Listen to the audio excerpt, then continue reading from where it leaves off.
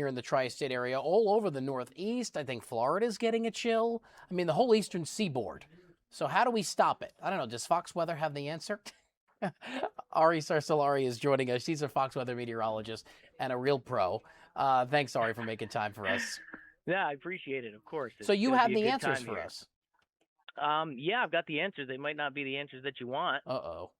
Yeah, I mean, it Uh-oh. looks like it's going to stick around for a while. One thing I always like to go to is you look at the temperatures like 5,000 feet up above our heads, and it makes it really easy to kind of visualize where the cold air is. So look at this. The dates up at the top. Oh, I didn't share my screen yet, did I? Okay, no, I we just still see you. I just started going without sharing the screen. Here we go. Watch this. Okay, I figured this out.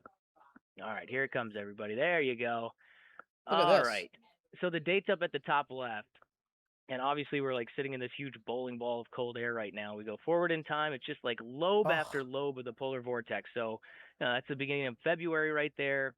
And there'll be like some ups and downs a little bit. But in general, if you just kind of look at the Northeast, we're kind of stuck in it for a while. I mean, this is almost till like Valentine's Day. So it's kind of an I extended like what's period of cold happening weather. below it.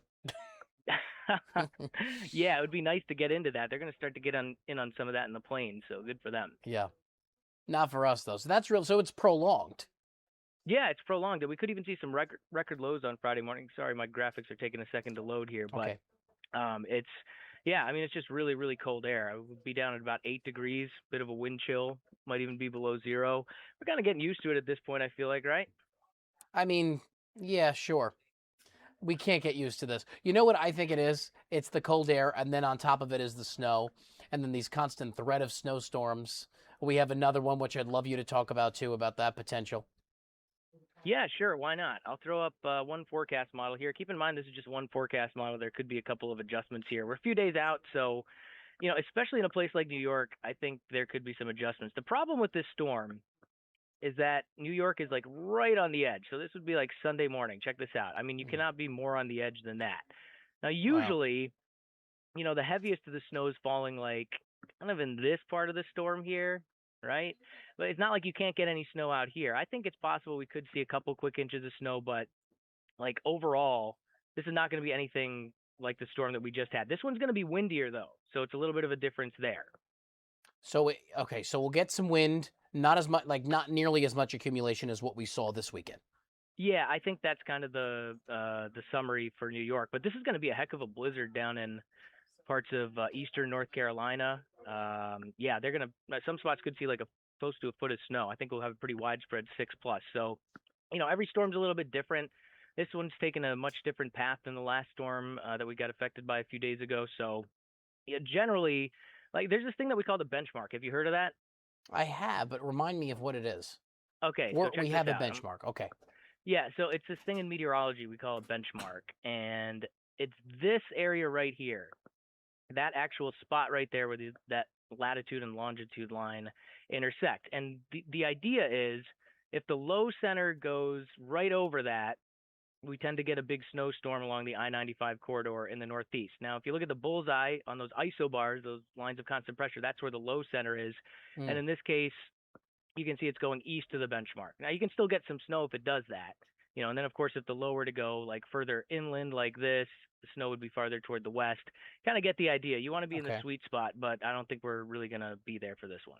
Which is fine. We'll take it. I think we've Yeah, dumped on enough here in New we York got enough. City and across. So that's going to take a while to melt. So the cold sticks around. It seems to be like we're in this pattern though, because even with this chance of a storm, we had this major snowstorm, and then like exactly a week later, we get the threat of another one. So does that mean we're going to be rinse and repeating for the next couple of weeks? Like, is we're in a Well, pattern? yeah, a lot of it kind of has to do with the temperature profile I was just showing you, right? When we got that little piece of the polar vortex up there, it keeps just swinging around not only cold air, but also these little waves of energy. And in this case, everything just kind of lined up nicely with a coastal low developing, and that's going to be what 2 weekends in a row now. So yeah, I mean, sometimes you can get into somewhat of an active pattern like this. Now, you can't be specific about it. We know that this kind of stuff is going to be going on like in a general sense through like mid-February. Could we get another coastal low that develops? Yeah, but every single one is a little bit different, and you can see how like the difference of 50 miles or so with the low track means like big snowstorm for New York City or nothing at all. Yeah, it's like literally hit or miss. And the other one came Yeah. from the west. This one's coming up the coast. That's the difference. I'm learning all about this now. I feel like I'm in Yeah, yeah. meteorological school. Hit me with the questions. I'm ready. Okay. Okay, my other question is how far out could you really look? Because I think everybody we deal with this, we're ending January, but now this prolonged cold is going into February and we're not seeing any relief. Like I mean, I'm not going to call on the Farmer's Almanac here. I'm going to call on you. So if I'm going to go a little further, do you think that we pull out of this at some point? I mean, we may go back into it, but the further along we go, does it make sense that we can go deeper into February, into March, and kind of get out of the polar vortex that we're in? We could. So I'm glad you asked about that because this is, I threw together this graphic today. I'm going to try to show it on my show tonight, which is called Fox Weather at Night. And you can always watch it Great free, show. by the way. That's the cool thing about Fox Weather. It's like free streaming. 9 to midnight is when that show is on. So usually the polar vortex is like up here. People kind of misunderstand the polar vortex a lot, right? So you see all these purple colors? That's like the cold air. And it just spins up here, like right over the North Pole pretty strongly. If it's Mm. strong, it keeps all the cold air up there. And then when it weakens a little bit, what you end up with is basically what you're seeing here, like these little lobes of it that come down, kind of like a fidget spinner. You can see a few of them south of the North Pole. And we've been stuck in this one for a little bit, and the models only go out so far. But again, look at the date up on the top left. It kind of generally sticks around for a little bit. Again, like there's little adjustments here or there, like we might warm up a little bit for a day or two, but overall, I think it's going to be a lot more cold than warm. But again, when it comes to like mid to long range forecasting, especially long range forecasting, it's kind of a crapshoot if you're being completely honest. I mean, a lot of people like to think that they've got it figured out, and they'll be like the meme with the guy with all the Yeah, math yeah. up on the thing, and it's just like at the end of the day. It's the science just isn't quite there yet. You can make inferences, but best I can tell you right now is it probably stays cold through mid-February. Mid-February. Okay. Well, Yeah, we still have a couple of weeks to go. But I yeah, remember we get some really cold days in March. We've gotten snow, some of the yeah. biggest snowstorms on record in March. Yeah, it goes up and down a little bit. You know what I What was wanted it, to ask you, 27? Ari? Yeah, go ahead. The sixes. Did you cover this on your show? Like where you said the year, 86, 96. Oh no, or was it 96, oh 06, 16, and 26? I Those were the big see. I snowstorms, or no? I know about the 16 and the 96. The other ones I don't know quite as Okay. No, I well. think it was So 96, 16, 26. I think yeah, those are it. yeah. I remember 96. I lived in Rhode Island at the time, and then 16. I was working somewhere else, and we were covering the storm there. But 17, I think we had like three different. I think it was 17. Remember, we had like three in a row. I think at least one of them was Oh in March. yeah, I was at So yeah, News March 12. can you Yes. can still get them up. You can still get a solid storm in March too. I mean, it just depends on the overall pattern. But if I had to make a guess, I would say because we've been in this cold pattern for so long, usually the atmosphere is trying to balance itself out to some degree. This is super generalized, but like if I had to put money on it, I would say we'll do a little better by March. And then, by the time spring gets here, we're going to be winning anyway, right? Yes, I hope so. It's weather you can only predict so far in advance. What will you cover on your show tonight, Ari? And again, talk about again how we can watch it. It's a great show. Oh gosh, what do we got on the show tonight? I like to find like drama on weather Twitter. You familiar with weather Twitter? Oh yeah. Well, oh, people are crazy Yeah, on they weather throw the Twitter. forecast models around. You get a Yes. bunch of Who meteorologists are that are these fighting with each people? Who other. are these people? They're all over, and everywhere I look, they have a map and a new model. Like they're the I know. experts. You're the expert, No, there's and our many meteorologist. more that know a lot more than I do. But I'm gonna bring on Jeff Huffman. He was talking about analogs with the storm, meaning you look at the setup that we have that's leading to the storm that we're gonna have this weekend, and there are some computers that can figure out, what does this initial setup look like, and compare it to some other storms that happened in the past. And so he put something out that was saying, Oh, it looks like it could be a big northeast snowstorm still, and so we're going to go through that. But yeah, I mean, we cover all the weather.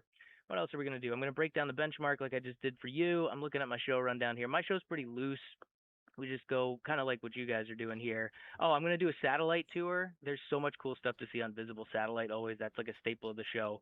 And then we're going to have yes. a meteorologist from Florida on to talk about how ridiculously cold it's going to get down there with like teens. I Lots of other know stuff that too. You never know where it's Florida's going to go. It's wild. Florida. They should feel bad for us though. Here, are you in the Northeast? Ari, your show's out of New York. Yeah, I'm not a city guy. I live in farm country, New Jersey, but I am sitting right here in Midtown Manhattan right now. Yes. Yes, that's for your show tonight. But yeah, you know what? That's Anywhere right. up here, Florida is usually better, but not right now. That's right. But you Yeah, don't feel there's do you, times you where don't feel the cold down there like you do here. Like I feel like it's bone chilling here, and if it's cold down there, okay, it's cold, but it's like normal cold.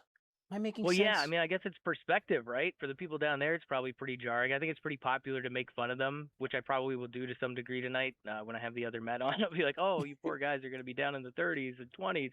I feel so bad for you." But Yeah, up oh, here, yeah. I call it booger freezing cold, right? You walk outside, and it's just everything freezes immediately. And You then you go experienced inside that and your before? nose runs. That's right. That's exact. I just got a fresh thing of tissues here from the supply cabinet, See, so so you I'm in you good shape. know we're all dealing with the same thing. That's right. All right, so Fox Weather at night tonight at 9 o'clock, and you can watch it for free. Uh, in a lot of places, you can say Alexa, play Fox Weather. You can download the app for your TV if you got a smart TV, right on the app on your phone, and a bunch of streaming services too. It's It all is over the the place. future. That's why we're all It streaming really is. there. Well, I Yes. thank you for joining us, Ari, and for breaking it down for us. I think you made a lot of sense. We went a little in depth tonight, and we can That's now what we do. in depth is good because we can breathe a little bit maybe by Valentine's Day. I love it. It was a lot of fun. We'll do it again sometime. Thanks, Ari. Thanks so much. All right. See you guys.